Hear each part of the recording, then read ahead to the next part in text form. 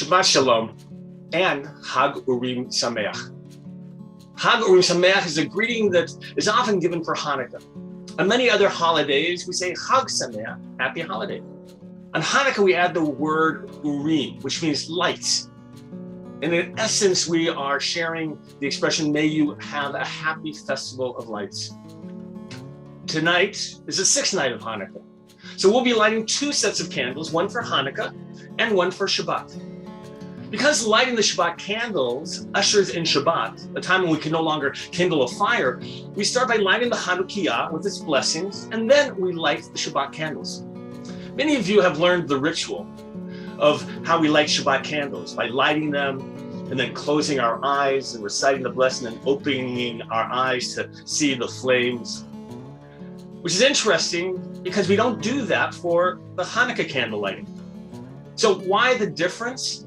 The lighting of the Hanukkah candles follows our usual practice of reciting blessings, namely before the act.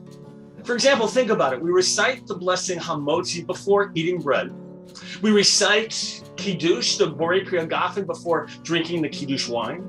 We recite a blessing before reading Torah. This is the usual order, to recite the blessing first. But on Shabbat, if we were to recite the blessing for the lighting of the candles, and we've started Shabbat, we would actually be unable to then light the fire. So what did the rabbis do? They created a ritual to deal with this problem, a creative one. We light the candles, and then by quickly covering our eyes and not taking advantage or using that to flame the light, we then recite the blessings. And when we open our eyes, we finally make use of the light. I love the creativity of the rabbis in helping to resolve the issues, figuring out a way for us to continue to observe Jewish tradition with changing times. According to the rules of Shabbat, one should not engage in battle on Shabbat. The taking up of weapons, the act of fighting in battle clearly feels like a violation of the greatest values of Shabbat. But what if you're attacked on Shabbat? Are you allowed to defend yourself?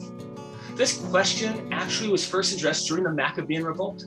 The Syrian Greeks knew that if they attacked the Jews on Shabbat, that the Jews could not defend themselves. The book of Maccabees records that when Mattathias saw the massacres that took place of the Jews on Shabbat, that he declared that while it's forbidden to initiate war on Shabbat, it was permissible to defend oneself. This is one of the earliest examples of rabbinic creativity. The story of Hanukkah takes place in the 2nd century before the Common Era, just as Pharisaic law, what we would call rabbinic Judaism, is beginning to evolve.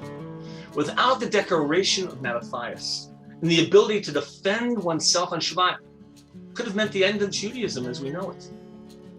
On this Shabbat, as I think about the story of Hanukkah, and I only think about the courage of the Maccabees and their ability to fight and defeat the Syrian Greek army and recapture the temple and keep the religion alive, I also think about their creativity to keep Judaism relevant through changes in Jewish law. Survival of the Jewish people has come in many forms. As you light the Hanukkah and Shabbat candles tonight, each in a slightly different way, may we remember that we survived this long because of our courage and creativity. I want to wish you a Shabbat Shalom and a Hag Urim Sameach.